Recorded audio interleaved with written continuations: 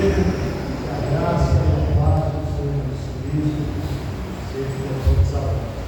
O pastor Ulisses também já tem o nosso presente. Eu sou membro da Igreja Presbiteriana Boa Esperança, em Piracicaba, pastor Adriano Guimarães, formado no Seminário Presbiteriano Fundamentalista, hoje Escola Superior de Teologia. Não para o glória, não para o meu orgulho, mas unicamente para a glória e honra do Senhor Jesus Cristo. Eu agradeço a recepção, agradeço também, primeiramente, a Deus e a confiança da liderança dessa igreja através do pastor em me ceder esta oportunidade. É um prazer estar aqui, como eu já disse, conhecer novos irmãos. Espero que essa não seja a primeira, que será de várias e várias outras visitas dessa nova igreja. Trago um fraternal abraço da nossa igreja lá de Piracicaba, aos irmãos da igreja de Florestal, e que Deus abençoe todos vocês. Eu convido os amados irmãos a abrirem nas suas Bíblias o Evangelho de Marcos, no capítulo 2. Evangelho de Marcos, no capítulo 2. Vamos meditar em 5 capítulos, em 5 versículos, versículo de 1 até versículo 5. Antes, porém, vamos elevar ao nosso eterno Deus a oração pedindo a direção do Espírito Santo, para que eu não venha falar de mim, mas que o Espírito Santo tome conta da minha vida. Curvamos as nossas cabeças e elevamos os nossos pensamentos ao Deus Altíssimo. Soberano Pai, nós somos gratos por mais uma vez estar na Tua casa. Somos gratos, ó Pai, pela oportunidade que nos é dada. Somos gratos por conhecer novos irmãos. Muitos e muitos irmãos que não conhecemos, temos a certeza que um dia queremos conhecê-los na glória. Nos abençoe nesta manhã, Pai, que o Seu Santo Espírito esteja falando conosco nesta manhã. Que Deus nos abençoe e agradecemos em nome de Cristo Jesus, aquele que morreu na cruz do Calvário, aquele que sem nenhum pecado se tornou pecador por nossa culpa, tomando sobre si todos os nossos pecados. Nós somos gratos por isso, em nome de Cristo Jesus. Amém e amém. Eu não sei se vai coincidir a minha versão, eu estou usando a versão de James, a versão dos irmãos. Mas seguimos a leitura. Chegando de novo em Cafarnaum, depois de alguns dias, o povo ficou sabendo que ele estava em casa. E foram tantos os que aglomeraram ali, que já não havia lugar à porta, e ele lhes pregava a palavra. Vieram trazer um paralítico, carregado por 4 homens. Não conseguindo levá-lo até Jesus por causa da multidão, removeram parte da cobertura sobre o lugar onde estava Jesus, e por essa abertura no telhado baixaram a maca no qual se achava deitado o paralítico. Observando a fé que eles demonstravam, declarou Jesus ao paralítico: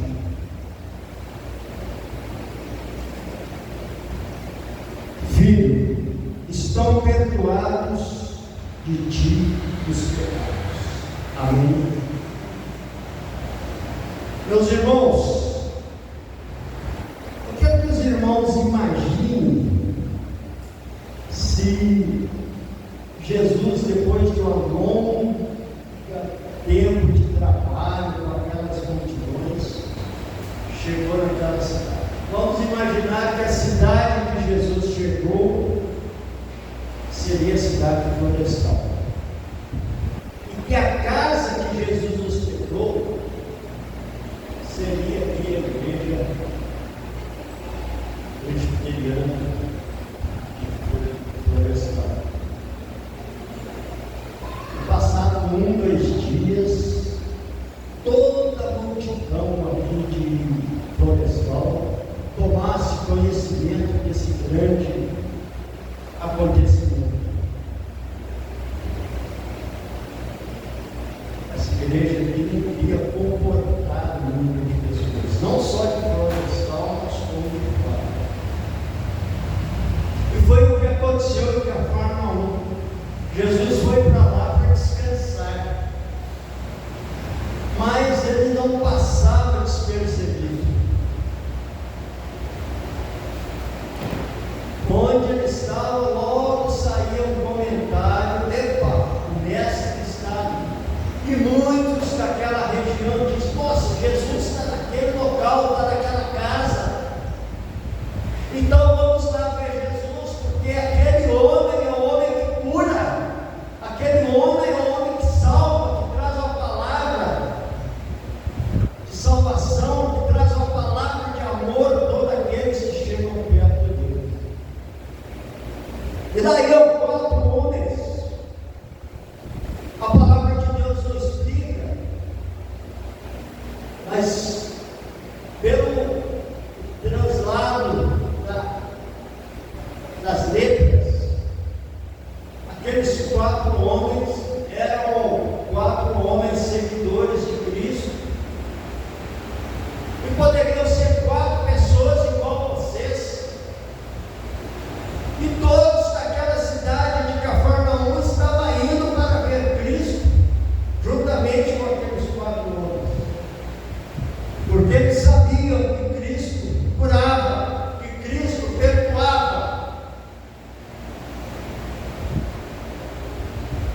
E lá vinha 4 homens para ir ver Cristo. E ao passar por certo local, aqueles 4 homens detiveram com o paralítico que estava querendo ver Jesus, mas não tinha condições de ir. E aquele paralítico, eu creio que ele clamava aqueles que estavam passando, os transeuntes, para que o ajudassem a chegar até os pés do Senhor Jesus, porque ele sabia que se ele chegasse aos pés do Senhor Jesus, ele seria curado, porque aquele Jesus que estava lá é o Jesus que salva. E aqueles 4 homens olharam e comentaram um com o outro: como vamos levar esse paralítico? Nós não temos dinheiro para pagar um translado, uma condução para levá-lo até os pés do Senhor Jesus. Nós não temos carro, nós não temos um animal. E o carro que eu refiro seria as carroças, as bigas daquela época.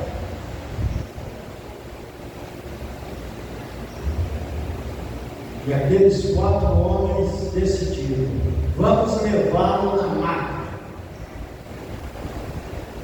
Não sei, também a palavra de Deus não esclarece a distância. Quem sabe a distância da casa que o Senhor Jesus estava seria daqui até na escola, na faculdade, talvez menos. E cada um pegou no canto da cama e levou o Senhor Jesus.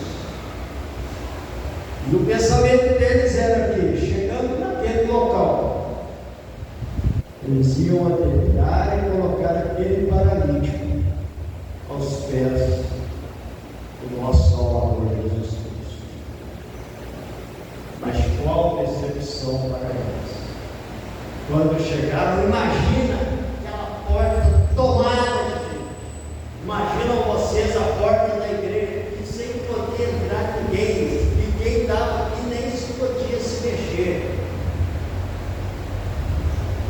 E eles ficaram, e agora o que vamos fazer?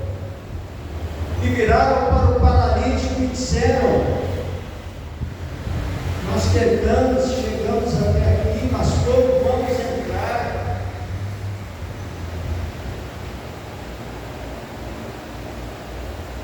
E o paralítico respondeu: eu sei do esforço, eu reconheço o esforço de vocês.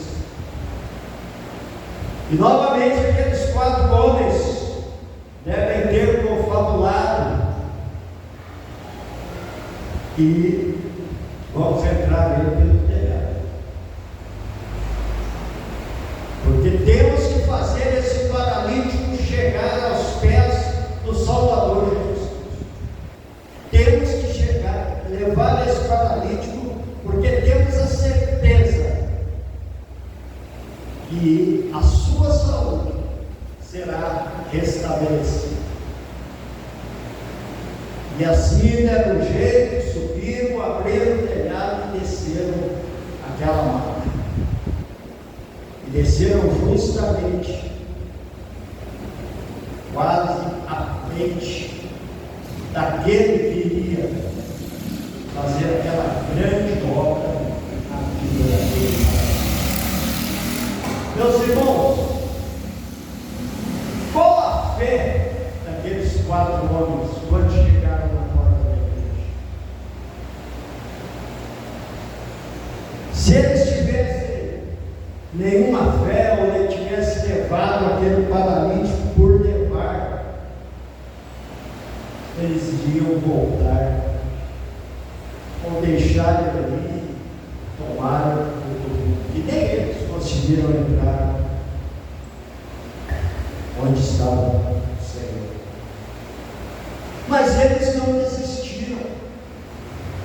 Eles continuaram em frente, arquitetaram o plano de subir e descer aquele homem até os pés do Senhor. Eu creio que até algumas pessoas ali, mas a gente já chegou há tanto tempo e eles chegaram agora, e como é que faz? Mas tudo isso não foi por acaso, foi para a vontade explícita de Deus, para que ali ocorresse um milagre, porque ali saísse virtude de Cristo, para que muitos que estavam ali, que não acreditavam, passaram a crer e ter fé no Senhor Jesus Cristo. E eles desceram. E o que podemos, muitas vezes, trazer para nossas vidas de cristão? Essa passagem. Primeira coisa, nunca desanimar na caminhada que o Cristo determinou. A segunda coisa, ser fiel aos mandamentos do Senhor. A terceira coisa, ter fé, porque a própria palavra de Deus diz que a fé remove a montanha. E se nós estivermos fé como um grão de mostarda, maravilhas iremos fazer. E foi o que aqueles 4 homens fizeram. Tiveram fé, foram constantes na missão, para que acontecesse o que aconteceu.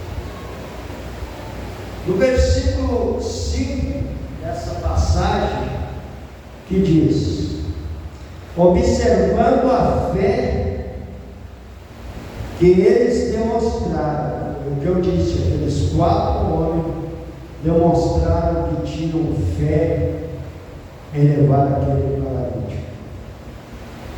declarou Jesus ao paralítico: Filho, estão perdoados de ti os pecados. Dando continuidade, versículo 6 diz: Entretanto, alguns dos mestres da lei que por ali estavam sentados julgaram em seu íntimo: Como pode esse homem falar deste modo? Está blasfemando? Quem afinal pode perdoar pecados a não ser exclusivamente Deus? Jesus imediatamente percebeu em seu espírito que era isso que eles estavam comentando e lhes questionando: por que cogitais desta maneira em vossos corações? O que é mais fácil dizer ao paralítico: estão perdoados a ti os pecados, ou falar: levanta-te, toma a tua maca, ou toma a tua cama e sai andando? Portanto, para que saibais que o Filho do Homem tem na terra a autoridade para perdoar pecados, dirigiu ao paralítico: eu te ordeno, levanta-te, toma tua maca ou tua cama e vai para a tua casa. Se não fosse a persistência daqueles 4 homens, isso não teria acontecido. Meus irmãos, como é maravilhoso servir ao Senhor Jesus. Meus irmãos, como é gostoso estar na presença de Deus. E mais ainda, como é gostoso receber as bênçãos do nosso Pai Celestial. Eu digo isso, meus irmãos, por experiência própria. Em 2017, eu e a minha esposa fui pregar no aniversário de uma igreja de uma tribo indígena, tribo Porto Lindo. Hoje a igreja presbiteriana está à frente do missionário Marcos, que também é indígena. E eu fui picado por um inseto naquela viagem. Nós chegamos lá no sábado, eu preguei no sábado à tarde, no domingo nós retornamos para São Paulo, e tudo bem. Apareceu uma feridinha na minha perna. E essa feridinha me levou para 1 ano e 8 meses na cadeira de rodas.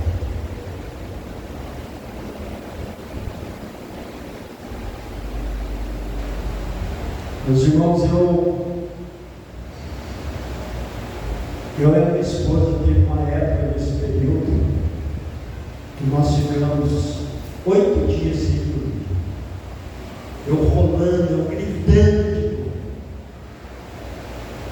Esse é o testemunho que eu tive. Eu tomava tudo quanto é remédio até chegar a tomar morfina. Aquela dor aliviava, mas voltava, aliviava, voltava. Muitas vezes eu me recorria ao livro de Jó, para consolo do meu coração, para consolo daqueles momentos que eu estava passando. Teve 3 hinos, 3 cânticos. Esses cânticos, quando eu ouço, quando eu começo a cantar, eu começo a chorar, por causa da situação que eu passei naqueles momentos.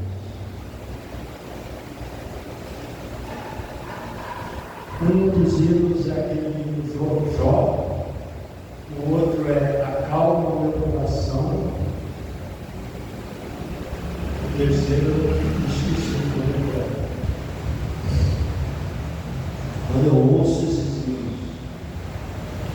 os cânticos de louvor a Deus, as lágrimas descem, mas não de tristeza. As lágrimas descem porque eu tive que ouvir o Senhor. Houve momentos de balançar, mas eu creio que Deus tinha todo o propósito, como Ele tem o propósito para as nossas vidas. Quando a minha fé começava a ficar abalada, eu tinha minha esposa que me ajudava.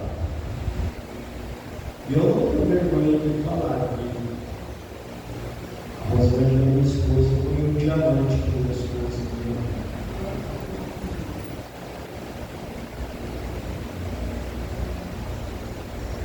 Eu agradeço a Deus pela vida dela. Eu agradeço a Deus porque Deus tem feito em minha vida. Mas voltando à mensagem, meus irmãos, aqueles 4 homens talvez seriam 4 missionários. Aqueles 4 homens são exemplos para nós no trabalho da Igreja de Cristo.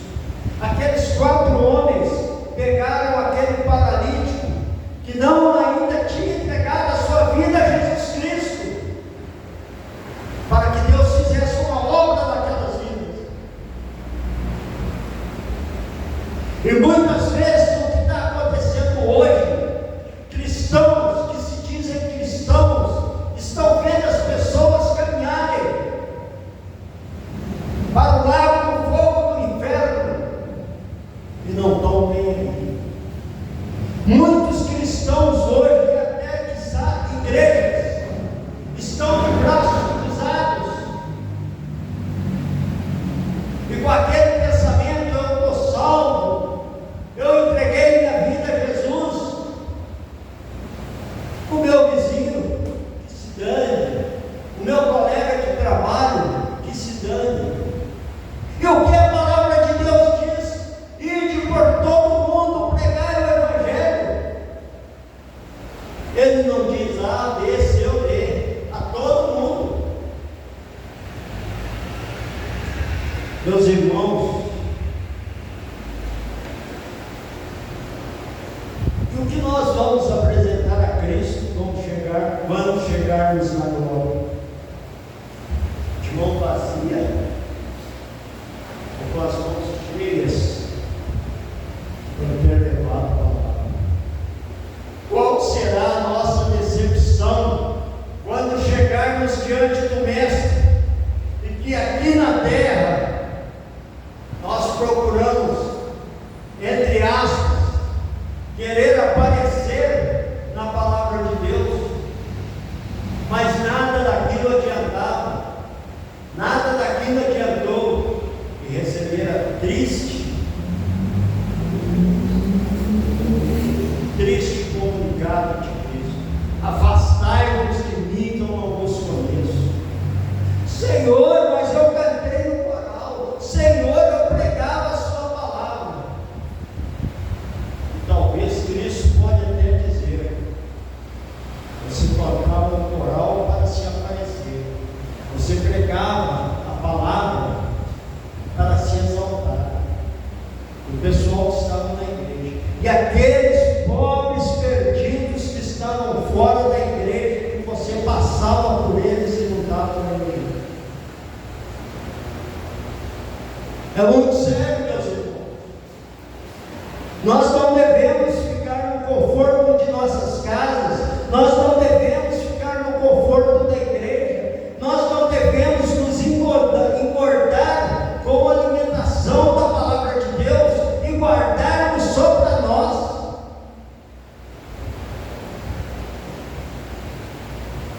Devemos cumprir a ordem do Senhor Jesus: ide pregar o Evangelho. O que adianta a gente ter sabedoria? O que adianta você ter um curso de teologia? O que adianta você ter um curso de missões? O que adianta você ter cursos e cursos eclesiásticos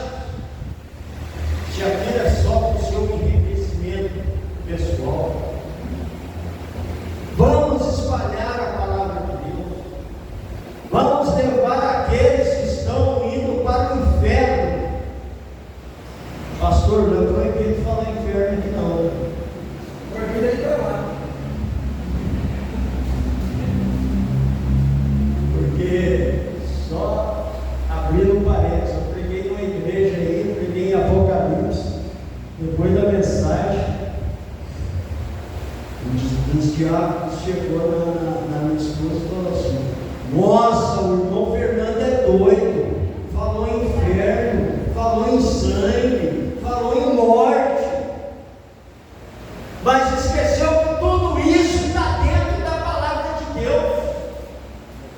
E se está dentro da palavra de Deus, nós não devemos omitir, nós devemos expandir, nós devemos falar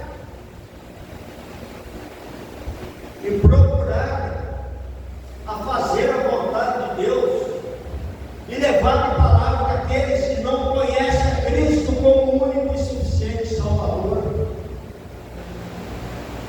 para que eles tornem de criatura a filhos de Deus, conforme está inserido lá em João 12, se eu não me engano, porque todos que o aceitaram, deu-lhes o poder de serem considerados filhos de Deus.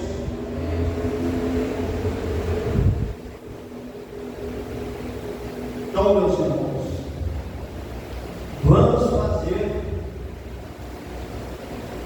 uma meditação de nossas vidas.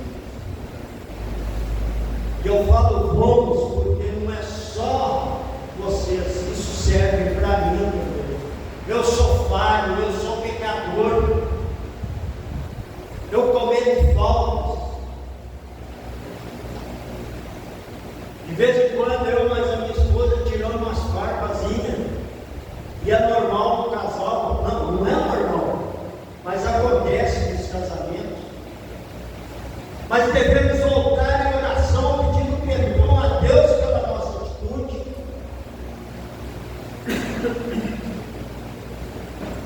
Meus irmãos, devemos não pensar só em nós, mas pensar naqueles que estão perdidos.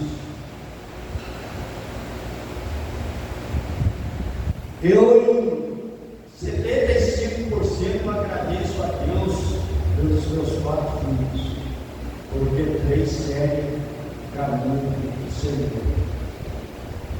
Não. Só tem um filho que não anda nos caminhos do Senhor. Talvez aqui alguém conheça. Mora aqui em Florestal. Eu tenho orado por ele.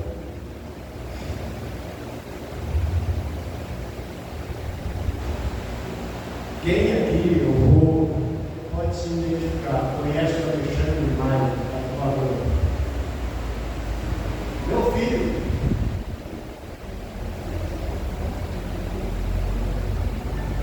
Eu tenho orado por ele, peço que essa igreja, como já pediu o pastor, que esteja orando por ele e pela esposa dele, para que Deus faça uma obra naquelas vidas, para que o Espírito Santo de Deus esteja entronhando naquelas vidas, para que eles vejam o erro que eles andam e aceitarem a Cristo como o único e suficiente Salvador, para que aqueles corações de pedra se tornem corações de carne, assim como aqueles 4 levaram aquele paralítico à presença de Cristo.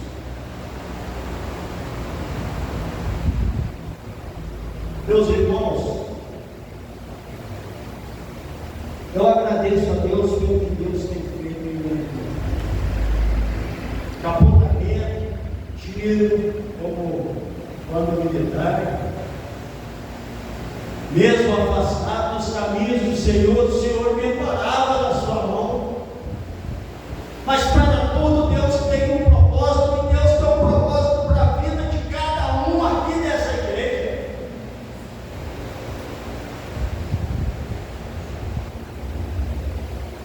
Vamos, meus irmãos. Vamos levantar. Nós devemos levantar a cabeça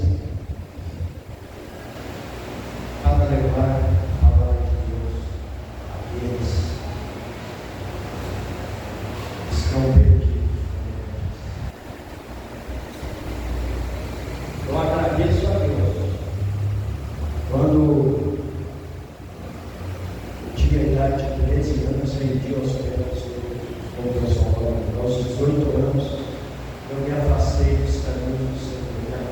anos atrás, 30 e poucos anos atrás, eu voltei a trilhar esse caminho maravilhoso que é servir o Deus Altíssimo. E Deus tem feito maravilhas na minha vida. Deus tem me proporcionado deserto para que eu possa cada dia crescer mais e mais na sua palavra. Eu peço em minhas orações, no meu clamor a Deus, que o Senhor esteja me usando, que o Senhor esteja me capacitando cada vez mais, não para o meu ego, mas para a glória de Cristo e para o crescimento do reino de Deus. Quizá os irmãos aqui, não digo eu, porque eu sou de fora, mas os irmãos aqui possam levantar uma bandeira. Vamos evangelizar Florestal. Quem sabe da próxima vez que eu vier a essa igreja, essa igreja vai estar igual aqui no local, que aqueles 4 anos levaram para mim, sem poder nem se mexer, de tanto medo, de tantas pessoas que renderam aos pés do Senhor Jesus como Deus. Vamos botar os nossos pensamentos a Deus. Os jovens não estão aqui, mas no recado dos jovens, tem algumas senhoras aqui jovens. Vamos trabalhar com os jovens. Não vamos deixar, meus irmãos, que os jovens de hoje sigam os caminhos determinados por Satanás, mas que eles possam, através de vocês, através de nós, render aos pés do Senhor Jesus, agradecendo a Deus pelo sacrifício do Filho dele na cruz do Calvário. Que Deus abençoe cada um de nós. E mais uma vez, foi um prazer conhecer os irmãos. Mais uma vez, depois de quase 2 anos de namoro com o pastor Márcio, a gente está aqui. Eu vim a Belo Horizonte dessa vez, exclusivamente para visitar os amados irmãos aqui. Que Deus abençoe. Eu vou pedir ao pastor que nos eleve a Deus em oração. Peço desculpas se eu passei por orar. Vamos orar, queridos. Pai querido, Pai amado, somos gratos a Deus pelo teu amor, pela tua graça e pela tua misericórdia. Deus, a tua palavra foi ministrada, Deus, aos corações, e pedimos ao teu Santo Espírito que aplique em nossos corações. Possamos, Deus, colocar em prática, Deus, aquilo que aprendemos nessa manhã. E que, Deus, a nossa meta maior, o nosso objetivo maior, seja, Deus, a pregação do teu Evangelho, levar pessoas a Cristo, Deus, não nos importando, Deus, com as dificuldades, não importa as circunstâncias, não importa, Deus, se o telhado é alto, não importa a quantidade de pessoas, se a multidão é grande, o importante é sabermos que o Senhor está ali, o Senhor vai nos abençoar. O Senhor, Deus, é o nosso Deus, o Senhor tem cuidado de nós. Portanto, Pai, continue conosco. Deus, muito obrigado pela vida, Deus, do diácono Fernando, sua esposa Rosângela, que o Senhor esteja abençoando, o Senhor continue abençoando a vida desse casal. O Senhor também, Deus, possa, com a sua graça, com a sua misericórdia, alcançar, Deus, a vida do Alexandre, Pai, que ele possa, Deus, se render aos pés do Senhor. Deus, abençoe também os nossos familiares, não somente o familiar do irmão Fernando, mas muitos aqui, Deus, têm seus familiares longe da presença do Senhor. Pai, que o Senhor possa alcançá-los, Deus, com a sua graça, para que assim possamos dizer: eu e a minha casa servimos ao Senhor. Obrigado por tudo, Deus, no nome santo de Jesus.